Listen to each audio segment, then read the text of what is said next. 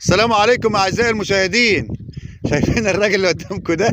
انا خدت من الراجل الطيب ده ارض وان شاء الله هتبقى حلوه، بس مش هي الارض دي يا جماعه.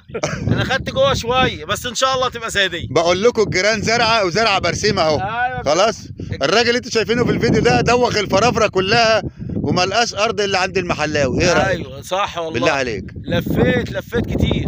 عم محمد راجل طيب حبيبي ومحترم والله. حبيبي انت خدت قد ايه؟ خدت بنصيبه بقى. لا مش بكام، بقول لك خدت قد ايه؟ برضه بنصيبه. بنصيبه عشان اخويا الكبير قال بنصيبه. لا مش السعر، خدت كام فدان؟ برضه بنصيبه. برضه بنصيبه زي ما طيب مبروك عليك. عايزين تعرفوا قول لهم يا حاج وليد. عايزين تعرفوا 25 في المشهد الجاي. خد بالارض يا جماعه ام 45 اللي جنب قريه 13. تربتنا احلى من دي بكتير. دي طفله تربتنا احلى خليطه بسم الله ما شاء الله. الله يبارك لصاحبها. جيراننا ناس محترمه بسم الله ما شاء الله. هنا اللي عندنا في الفرافره الجزارين بتذبح نعامه اهو. ايه وهذا راجل حبيبنا اهو معدي الشيخ. بص ربيتها اهو عشان ايه هيذبحها كمان شويه. أعزائي المشاهدين السلام عليكم ورحمة الله وبركاته. معكم أخوكم محمد المحلاوي صاحب قناة المحلاوي ميديا وصاحب شركة ام جي لاستصلاح الأراضي بالفرافرة.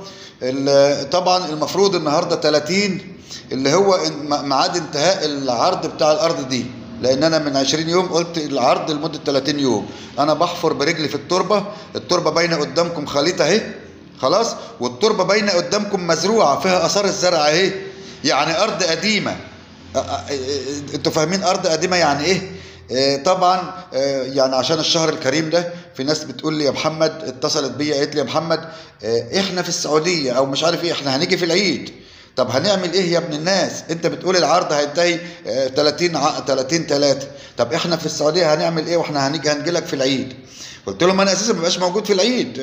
قال لي ماشي هنجي لك بعد العيد. فانا يعني عشان الناس اللي هي كلمتني وقالت لي يا محمد من فضلك يعني احنا خلينا في العرض معاك، همد العرض لحد بعد العيد الصغير بشهر. تمام؟ احنا قلنا الارض ديت لها مميزات عن اي ارض تانية. اولا قديمة يعني اتجربت، انتوا شايفين اثار الزراعة فيها طرق. الطرق اهي انتوا شايفين طريق عريض. الطرق دي كمان انا هوسعها، هعمل فيها دورانات بحيث انت لو معاك عربيه نقل ولا حاجه حملت من عندك برسيم من الارض بتاعتك تعرف تلف، مش هي العربيه تتقلب وهي داخله، لا. كل مثلا طريق بعمل فيه دوران. الارض فيها حوالي 10 طرق داخليه، كل طريق هعمل فيه دوران. انتوا شايفين التربه اهي زي الزبده، مفيش كلام. انا بحب التربه، انا بلعب فيها بايدي وشايفين اثار الزراعه، مفيش حته غايبه. مش هتقعد بقى تحرت وتلزر وتنزل ميه 10 مرات، لا. التربه اهي فيها اثار الزرع. انا بعمل برجلي عشان اوريكم ان اتزرعت مش مره ولا اتنين، اكتر من 3 مرات. التربه اللي هي زي دي كده في الفرافره مش اقل من 80,000. انا ما زلت عند وضعي، بقول لكم العرض اللي هو لسه ب45 انا ما زلت ببيع بيه، انا متمسك بيه لحد شهر بعد العيد. طب ليه شهر بعد العيد؟ لان انا هنزل يوم 25 رمضان. انتوا عارفين ان انا قاعد بالفرافره وجبت عيالي هنا ونقلتهم المدارس هنا، فبقول لكم انا هنزل يوم 25 رمضان، هقعد 5 ايام في رمضان في البلد وهقعد 5 ايام في اجازه العيد، عشان انتوا عارفين ان نص قرايبي في القاهره ونصهم في المحله. فانا هقضي يعني ايه العيد في القاهره والمحله، هقعد 5 ايام في رمضان اللي هم اخر رمضان و5 ايام في العيد، واليوم السادس هكون في الفرافره في الارض وقاعد في الفرافره على طول بقى. يعني الناس اللي هي بتقول لي معاينات 3 و4 و5 ده كان زمان، انا عندي معاينات هنا طول الاسبوع. شايفين اثار الزرع اهو في الارض. الارض خليط، الارض قديمه، الارض اتزرعت قبل كده، الارض اتملكت خلاص يا جماعه، اتدفع لها 15% من تمليكها، والارض دي تقنين قديم يعني تملكها 17.5. الارض دلوقتي ما عليهاش غير 14,000 للدوله، ويبقى معاك العقد النهائي، العقد الاخضر. كمان انت بتاخد مني عقد ابتدائي لان انا مالك الارض، بتاخد مني عقد ابتدائي. العقد الابتدائي يا جماعه مكتوب فيه باع واسقط وتنازل الطرف الاول الى الطرف الثاني عما هو مساحه مثلا 10 فدان 20 فدان 5 فدان، المساحه اللي انت عايزها بديها لك. يعني ارض بتتوارث، مش بقى لسه مثلا تدخل وتخارج وتدخل وتخارج والشركه واحد ممكن يبيعها لشركه تانية. لا، انا بقول لك انت معاك عقد ابتدائي، هتاخد مني عقد ابتدائي. بقول لك الارض اهي في اثار الزرع ودي اعشاب ما اتحصدتش السنه اللي فاتت، بس خلاص يعني ايه، الدنيا الهوا طيارها خلاص. انا بقول لك انا بختبئ بعمل برجلي اهي، التربه مفكوكه اهي، التربه اهي خفيفه خالص. عايز تزرع اعشاب ازرع، عايز تزرع نخيل ازرع، عايز تزرع اي حاجه، بطاطس ازرع اي حاجه بقى، لان التربه الطافله بتنفع في كل حاجه ما عدا الحاجات اللي تحت اللي هي ايه، زي البطاطا والبطاطس ما ينفعش عشان بتعفن، التربه الطافله بتحبس ميه شويه. انا بقول لك التربه دي خليط بقى، لا ازرع بقى فوق وتحت، ازرع اي حاجه برضو ايه متهويه. بقول لك الارض قريبه 4 كيلو بس من قريه 13، 4 كيلو بس من قريه 13. انا هكمل لكم الفيديو، انتظروني هتشوفوا حاجات حلوه جميله جميله جميله. بصوا يا اهلنا، الارض دي مسموح فيها بالبناء، يعني طيب ممكن تبني بيت ومزرعه دواجن، مزرعه مواشي، مزرعه اغنام، نعام، براك حمام، عايز يعني حتى بالمصانع، اي مصانع يعني بس تكون خاصه بالارض، يعني تصنيع غذائي، تعبئه وتغليف حاجه، تجفيف اعشاب، تجفيف فواكه، تجفيف مربى، تجفيف تين، الحاجات اللي هي المجففه دي، تعبئه صلصه، يعني اي حاجه مصانع خاصه بالتصنيع الغذائي مسموح بها في الارض. تمام؟ يبقى اقول لك الارض 4 كيلو من الدولي، 4 كيلو من القريه، من الفرافره، من مدينه الفرافره نفسها 10 كيلو. بقول لك الارض خليط، شوف التربه عامله ازاي، شوف الاعشاب اللي فيها، الارض زرعت خلاص. انت معاك ارض ثمنها 80,000 ب 45,000 لفتره محدوده.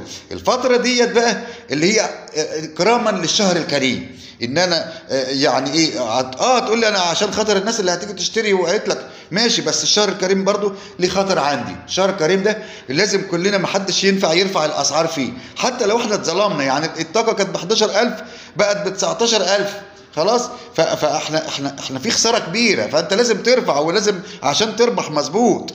فانا لا بقول خلاص احنا هنأجل موضوع رفع الاسعار ده لحد ايه، بعد العيد بشهر، لان انا هاجز زي ما قلت لكم، هاجز من 25 رمضان لحد ايه 5 يوم العيد، وهاجي هقعد 25 يوم بعد العيد للموضوع ده، وفض موضوع الارض دي اتباعت اللي فضل هزرعه انا خلاص. اللهم لك الحمد والشكر، بعنا فيها برضو شويه حلوين. فانا بقول يا جماعه الخير، والله الارض ده هي بتراب الفلوس.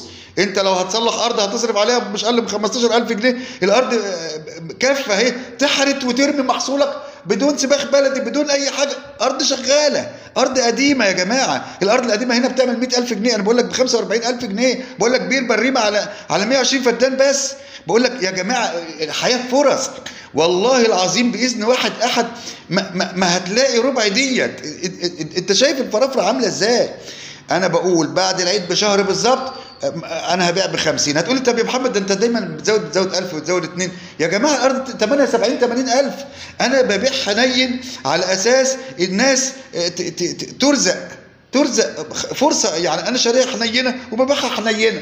طيب الطاقه غلت عليه وما زودتش حاجه. فانا بقول لكم يا جماعه الارض دهيت العرض بتاعتها ب 45,000 بس لحد 30 يوم من العيد، يعني ايه لحد بعد العيد بشهر كده ب 45. بعد كده الارض دي ب 50 او ازرع انا. اللهم لك الحمد والشكر، داخلين على بيع نصها اهو، 120 فدان داخلين على بيع نصها. فين عقد اتوقع النهارده، انتوا شفتوا الراجل في بدايه الفيديو، واحنا شغالين اللهم لك الحمد، وفي عقد من يومين، يعني احنا شغالين اللهم لك الحمد والشكر. بس انا بقول لاخواتي اللي هي في السعوديه، اللي هي في بره، اللي هي مش عارف ايه، طيب يا جماعه اللي هو بره ومش عارف يعمل حاجه يبعت عربون يحجز لحد ما ايه، لان انت ممكن تيجي برضه بعد العيد تكون الناس جاتني قبل العيد وخدتها. ابعت عربون يا اخي، ابعت 10,000 لو حتى 10 فدان يا اخي، كل فدان 1000 جنيه، المفروض تبعت على كل فدان 5، ابعت 10,000. المهم انك انت ايه، الارض باينه هي مش محتاجه معاينه. اصل في حد يقول لك اروح اعاين الارض، هيعمل نفسه ناصح يعني. الارض باينه ايه، اللي ما بيشوفش من الغربال يبقى اعمى. الارض واضحه ايه، الارض اهي، كل الزراعه طالعه في جميع انحاء التربه اهي. بقول لك الارض قديمه مش ارض جديده، الارض قديمه والارض خليط، الارض على بير بريمه يا جماعه، يا جماعه الخير. كل سنه وانتم طيبين. دي نفحه من نفحات ربنا. ثم اخوكم محمد المحلاوي. والله والله والله مع هتجاره، والله اقسم بالله العظيم الهدف ان الناس كلها تزرع والناس كلها يبقى عندها ارض. لان انا لو بتاجر ما هقول لك الفدان ده مش اقل من 70-80. اسال اي حد كده ارض مدفوع لها 15% واتزرعت وعلى بير بريمه والكلام ده يقول لك 70-80 الف جنيه. انا بقول لك لسه ب 45 الف جنيه لحد بعد العيد الصغير بشهر. انا يعني بقول لك الحياه حلوه، الفرافره فيها كل حاجه، فيها بنوك، فيها مدارس، فيها كل حاجه. بالنسبه للارض، الارض فيها طرق، الارض قريبه، يعني زي ما تقول كده فرصه. اشكركم، السلام عليكم ورحمه الله وبركاته.